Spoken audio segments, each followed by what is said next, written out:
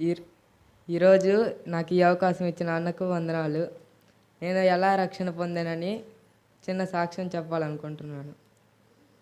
నేను ఎన్నోసార్లు చర్చిలో వాక్యం విన్నప్పుడు కానీ, సండే స్కూల్లో విన్నప్పుడు కానీ ఒప్పుకున్నట్టే అనిపించింది, కానీ సరైన మార్పు ఒప్పుకున్న ఆ కన్వెన్షన్ నాలో రాలేదనమాట.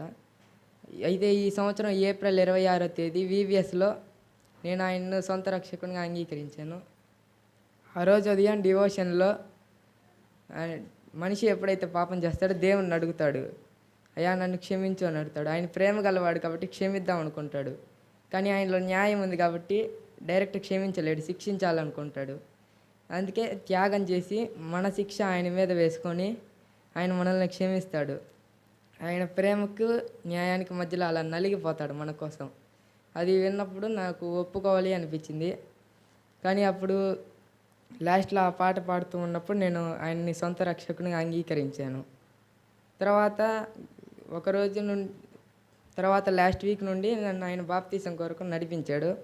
ఎలా నడిపించాడు అనేది పంచుకోవాలనుకుంటున్నాను. ఆ రోజు క్వైట్ టైంలో శనివారం రోజు మార్కు సువార్త 10వ అధ్యాయం 39వ వచనంలో నేను పొందిన బాప్తీసం పొందేదరు అనే ఆ మాట ఫస్ట్ నాకు ఆయన చెప్పాడు. అప్పటి నుండి నాకు మనసులో చిన్న ప్రేరణ వస్తుందన్నమాట, బాప్తీసం తీసుకోవాలని. తర్వాత రోజు ఇక్కడ అనౌన్స్ చేశారు చర్చిలో, బాప్తీసాలు ఇస్తామని. అప్పుడు మా నాన్నకి చెప్తే ప్రార్థన చేసుకో, ఆయన మాట్లాడతానన్నాడు. అప్పటి నుండి ప్రార్థన చేసుకుంటున్నాను, అయ్యా ఇలా బాప్తీసం తీసుకోవాలనుకుంటున్నానని. అప్పటి నుండి కొన్ని మాటల ద్వారా ఆయన నన్ను బాప్తీసానికి నడిపించాడు అనమాట. తర్వాత అలా తీసుకోవడం జరిగింది. నా కొరకు ప్రార్థన చేస్తూ ఉండండి, రక్షణలో ఎదగాలని. నా ఇచ్చిన సాక్ష్యాన్ని ముగిస్తున్నాను.